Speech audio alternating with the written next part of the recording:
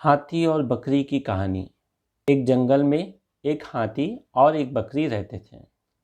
दोनों बहुत पक्के दोस्त थे। दोनों साथ में मिलकर हर दिन खाने की तलाश करते और साथ में ही खाते थे।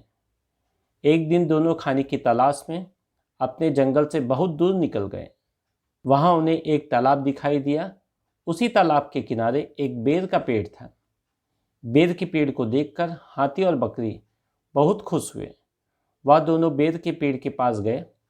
फिर हाथी ने अपनी सूंड से बेर के पेड़ को जोर से हिलाया और जमीन पर ढेर सारे पके हुए बेर गिरने लगे। बकरी जल्दी जल्दी गिरे हुए बेर को इकट्ठा करने लगी।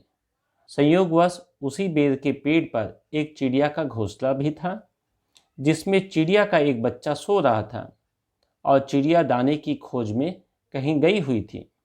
बेर का पेड़ जोर से हिलने के कारण चिड़िया का बच्चा घोंसले से बाहर तालाब में गिर पड़ा और डूबने लगा। चिड़िया के बच्चे को डूबता हुआ देखकर उसे बचाने के लिए बकरी तालाब में कूद गई, लेकिन बकरी को तैरना नहीं आता था। इस वजह से वह भी तालाब में डूबने लगी। बकरी को डूबता हुआ देख हाथी भी तालाब में कूद गया और उसने चिड़िया के बच्चे और बकरी दोनों को डूबने से बचा लिया। इतने में चिड़िया भी वहाँ पर आ गई थी और वह अपने बच्चों को सही सलामत देखकर बहुत खुश हुई। उसने हाथी और बकरी को इसी तालाब और बेर के पेड़ के पास रहने के लिए कहा। तब से हाथी और बकरी भी चिड़िया के साथ उस बेर के पेड़ के नीचे रहने लगे।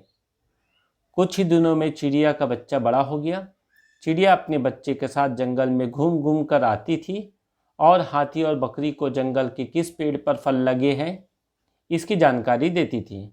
इस तरह हाथी, बकरी और चिड़िया मज़े में रहते और खाते पीते थे।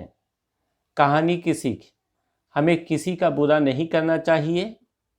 अगर हमारी गलती से किसी को परेशानी होती है तो उस गलती को सुधारना चाहिए और मन मुटाव दूर करते हुए एक दूसरे की मदद करनी चाहिए।